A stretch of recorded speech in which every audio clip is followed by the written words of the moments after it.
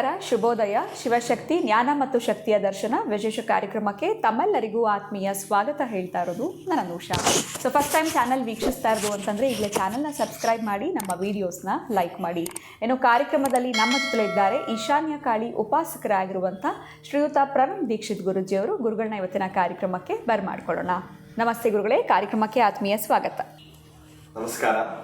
ಯಾ ದೇವಿ ಸರ್ವಭೂತೇಷು ಶಿವಶಕ್ತಿ ರೂಪೇಣ ಸಂಸ್ಥಿತ ನಮಸ್ತಸ್ಯೈ ನಮಸ್ತಸ್ಯೈ ನಮಸ್ತಸ್ಯೈ ನಮೋ ನಮಃ. ಗುರುಗಳೇ, ಕೆಲವು ಸಂಚಿಕೆಗಳಿಂದ ನಮಗೆ ಲಗ್ನದ ಬಗ್ಗೆ ಸಾಕಷ್ಟು ಮಾಹಿತಿನ ತಿಳಿಸ್ಕೊಡ್ತಾ ಬಂದ್ರಿ. ಮೇಷ ಮತ್ತು ಋಷಭ ಲಗ್ನದ ಬಗ್ಗೆ ತಿಳಿಸ್ಕೊಟ್ಟಿದ್ರಿ. ಇನ್ನು ಇವತ್ತು ಮಿಥುನ ಲಗ್ನದವರ ಒಂದು ವ್ಯಕ್ತಿತ್ವ, ಅವರ ಒಂದು ಸ್ವಭಾವ ಆಗಿರಬಹುದು, ಯಾವ ದೇವರ ಒಂದು ಆರಾಧನೆಯನ್ನು ಅವ್ರು ಮಾಡಬೇಕಾಗತ್ತೆ, ಇದ್ರ ಬಗ್ಗೆ ಇವತ್ತಿನ ವಿಡಿಯೋನಲ್ಲಿ ತಿಳಿಸ್ಕೊಡಿ. ಖಂಡಿತ. ಮಿಥುನ ರಾಶಿ ಯಾರು, ಇವರಿಗೆ ಅಧಿಪತಿ ಯಾರು ಅಂದಾಗ ಮಿಥುನ ರಾಶಿಗೆ ಬುಧನು ಅಧಿಪತಿಯಾಗಿರುತ್ತಾನೆ. ಇವರ ಬುದ್ಧಿ ಹೇಗಿರುತ್ತೆ ಅಂದರೆ ಪಾದರಸದ ರೀತಿಯಾಗಿ ಇವರ ಬುದ್ಧಿ ಇರುತ್ತೆ ಅಂತ ಹೇಳ್ತೀವಿ ಮಿಥುನ ರಾಶಿಯವರಿಗೆ. ಈ ಮಿಥುನ ರಾಶಿಯವರಿಗೆ ಯಾರು ಮೈನಸ್ ಆಗಿರುತ್ತೆ ಅಂದಾಗ ಇವರು ಅತಿಯಾದ ಬುದ್ಧಿಯನ್ನು ಉಪಯೋಗಿಸ್ತಾರೆ. ಅತಿಯಾದ ಆತ್ಮವಿಶ್ವಾಸ ಇವರಿಗೆ ಜೀವನದ ಮೆಟ್ಟಿಲನ್ನು ಹಾಗೆಯೇ ಕೆಳಗಿಳಿಸ್ಬಿಡುತ್ತೆ. ಅದಕ್ಕೋಸ್ಕರವಾಗಿ ಯಾರು ಬುಧನ ಅಧಿಪತಿಯಾಗಿರುತ್ತೆ, ಯಾರು ಮಿಥುನ ರಾಶಿಯವರು, ಆ ಮಿಥುನ ರಾಶಿಯವರು ಬಹಳವಾದ ಆತ್ಮವಿಶ್ವಾಸವನ್ನು ಇಟ್ಕೊಳ್ಳಿ. ಆತ್ಮವಿಶ್ವಾಸ ಇಟ್ಕೋಬಾರ್ದು ಅಂತ, ಓವರ್ ಕಾನ್ಫಿಡೆನ್ಸ್ ಇರಬಾರ್ದು ಅಂತ ಹೇಳ್ತೀವಿ. ಆಯಾ ಸಮಯಕ್ಕೆ ಆಯಾ ಕೆಲಸವನ್ನು ಮಾಡಿದಾಗ ಮಾತ್ರ ಮಿಥುನ ರಾಶಿ ಮಿಥುನ ಲಗ್ನಕ್ಕೆ ಪೂರ್ಣವಾದ ಫಲ.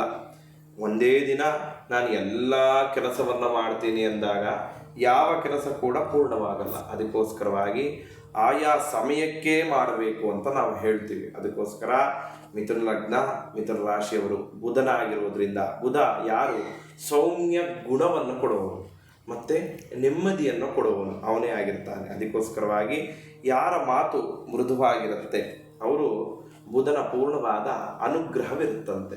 ಬುಧ ನೀಚನಾದಾಗ ಅವರ ಮಾತು ತುಂಬ ಕಠೋರವಾಗಿರುತ್ತೆ ಅಂತ ಹೇಳ್ತೀವಿ. ಅದಕ್ಕೆ ಈ ಮಿಥುನ ಲಗ್ನದವರು ಬುಧನನ್ನು ಎಷ್ಟು ಆರಾಧನೆಯನ್ನು ಮಾಡ್ತಾರೆ. ಯಾರು ಮಿಥುನ ರಾಶಿಯವರು ಮಿಥುನ ಲಗ್ನದವರು ಯಾರನ್ನು ಆರಾಧನೆ ಮಾಡಬೇಕು ಅಂದರೆ ಮಹಾವಿಷ್ಣುವನ್ನು ಆರಾಧನೆಯನ್ನು ಮಾಡಬೇಕು. ಮಹಾವಿಷ್ಣು ಬಹಳ ವಿಶೇಷವಾದ ಅನುಗ್ರಹವನ್ನು ಕೊಡ್ತಾನೆ ಬುಧನ ರಾಶಿಗೆ, ಅಂದರೆ ಯಾರು ಮಿಥುನ ರಾಶಿಗೆ, ಮಿಥುನ ಲಗ್ನಕ್ಕೆ. ಆ ಮಿಥುನ ಲಗ್ನದವರು ಏನನ್ನು ದಾನವನ್ನು ಮಾಡಬೇಕು ಅನ್ನೋದನ್ನು ತಿಳ್ಕೋಬೇಕು. ಯಾರು ಮಿಥುನ ಲಗ್ನದಲ್ಲಿ ಅಂದರೆ ಬುಧನ ಅಧಿಪತ್ಯದಲ್ಲಿ ಯಾವ ವಾರ, ಬುಧವಾರದಂದು, ನಾವು ಬುಧವಾರ ಹುಟ್ಟಿದ್ದೀವಿ ಗುರುಗಳೇ ಅಂತ ಎಷ್ಟೋ ಜನ ಹೇಳ್ತಾರೆ. ನೀವೆಲ್ಲ ಶನಿವಾರದೊತ್ತು ಶನೇಶ್ವರನನ್ನು ಆರಾಧನೆ ಮಾಡ್ತೀರ ಅಲ್ವಾ? ಶನಿವಾರಕ್ಕೂ ಶನೇಶ್ವರನಿಗೂ ಸಂಬಂಧವೇ ಇಲ್ಲ. ಶನಿ ಹುಟ್ಟಿರೋದು ಯಾವತ್ತು ಗೊತ್ತಾ? ಬುಧವಾರ. ಅದಕ್ಕೆ ಬುಧವಾರದೊತ್ತು ನೀವು ಯಾರು ಈ ಸೌಮ್ಯ ಗುಣವನ್ನು ಹೊಂದಿದವರು ಶನೇಶ್ವರನ ಆರಾಧನೆಯನ್ನು ಮಾಡಿದಾಗ ಏನು, ಶನೇಶ್ವರ ದೇವಾಲಯಕ್ಕೆ ಹೋಗಿ ತಿಲವನ್ನು ಮತ್ತು ಬೆಲ್ಲವನ್ನು ಅರ್ಪಣೆಯನ್ನು ಮಾಡಬೇಕು. ಯಾರು ಮಿಥುನ ಲಗ್ನದವರು. ಆ ಲಗ್ನದವರು ಆ ಶನೇಶ್ವರನಿಗೆ ಇದನ್ನು ಸಮರ್ಪಣೆಯನ್ನು ಮಾಡಿದಾಗ ಅವರಿಗೆ ಜೀವನದಲ್ಲಿ ಒಂದು ತಿಲ 1 ಗ್ರಾಮ್ ಗೋಲ್ಡ್ ವ್ಯಾಲ್ಯೂ ಸಮಾನ ಅಂತ ನಾವು ಹೇಳ್ತೀವಿ. ಅಪ್ಪ, ಎಷ್ಟೋ ಜನ ಈ ನಾವೇ ಜ್ಯೋತಿಷಿಗಳಾಗಿರ್ಬೋದು ಮತ್ತು ಪುರೋಹಿತರಾಗಿರ್ಬೋದು, ನಿನಗೆ ಆರೋಗ್ಯ ಸಮಸ್ಯೆನ 1/4 kg ಎಳ್ಳನ್ನು ತೊಗೊಂಡೋಗಿ ಪುರೋಹಿತರಿಗೆ ದಾನ ಕೊಟ್ಬಿಡು ಅಂತಾರೆ. 1/4 kg ಎಳ್ಳನ್ನು ನೀನು ದಾನ ಕೊಡಬೇಕು ಅಂದರೆ 1/4 kg ಚಿನ್ನ ಇಡಬೇಕು. ಅಷ್ಟು ಆ ಎಳ್ಳಿಗೆ ಅಷ್ಟು ಪ್ರಮಾಣದ ಪಾಪವಿರುತ್ತೆ ಅಂತ ಹೇಳುತ್ತೆ ಶಾಸ್ತ್ರದಲ್ಲಿ. ಅದಕ್ಕೆ ಏನಪ್ಪ ಮಾಡೋದು, ನೀವು ಯಾರು ಏನೇ ಕೊಟ್ಟರು ನಾವೇನು ಮಾಡ್ತೀವಿ ಅಂದರೆ ಶ್ರೀಕೃಷ್ಣಾರ್ಪಣಮಸ್ತು ಅಂತ ಹೇಳ್ತೀವಿ. ನೀವು ಏನೇ ದಾನವನ್ನು ಕೊಟ್ಟರು ಅದು ಪುರೋಹಿತರಿಗೆ ಅರ್ಪಣೆ ಆಗಲ್ಲ, ಕೃಷ್ಣನಿಗೆ ಅರ್ಪಣೆ ಆಗುತ್ತೆ. ಅದಕ್ಕೆ ದಾನ ಕೊಡುವನಿಗೂ ಯೋಗ್ಯತೆ ಇರಬೇಕು, ದಾನ ತಗೊಳ್ಳೋವನಿಗೂ ಯೋಗ್ಯತೆ ಇರಬೇಕು ಅಂತ ಹೇಳುತ್ತೆ ನಾವು. ಅದಕ್ಕೋಸ್ಕರವಾಗಿ ನೀವು ದೇವಸ್ಥಾನಕ್ಕೆ ಹೋಗ್ತೀರಾ, ಮಹಾವಿಷ್ಣುವನ್ನು ಆರಾಧನೆಯನ್ನು ಮಾಡ್ತೀರಾ. ತದನಂತರ ಬುಧವಾರದಂದು ಶನೇಶ್ವರನಿಗೆ ತಿಲವನ್ನು ಮತ್ತು ಗುಡವನ್ನು ನೀವು ದಾನವನ್ನು ಮಾಡಿದಾಗ ನಿಮಗೆ ಪೂರ್ಣವಾದ ಫಲ, ಈ ಜೀವನದಲ್ಲಿ ಸದಾ ಯಶಸ್ಸು ಕಟ್ಟಿಟ್ಟ ಬುದ್ಧಿಯಾಗಿರುತ್ತೆ.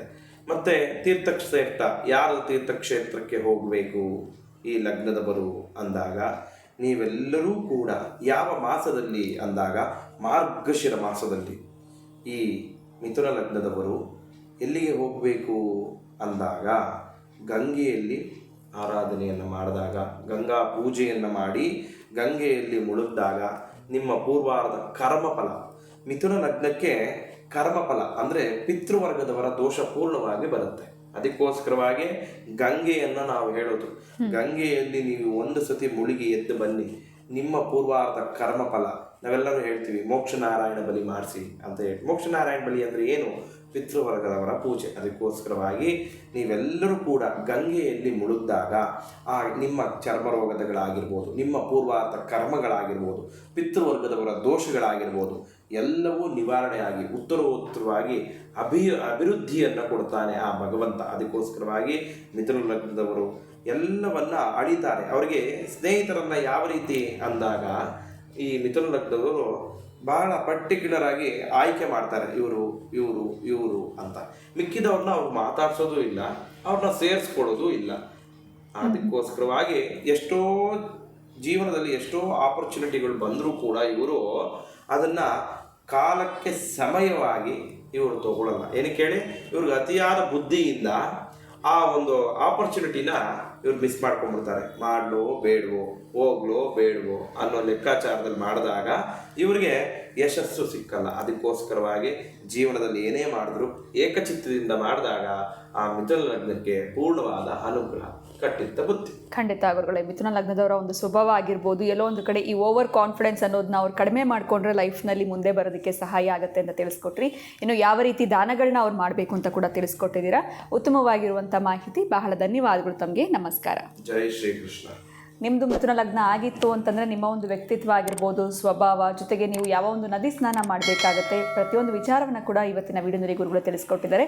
ಇವತ್ತಿನ ವಿಡಿಯೋನ ಮುಗಿಸುವಂಥ ಸಮಯ ಆಗಿದೆ. ನಮಸ್ಕಾರ.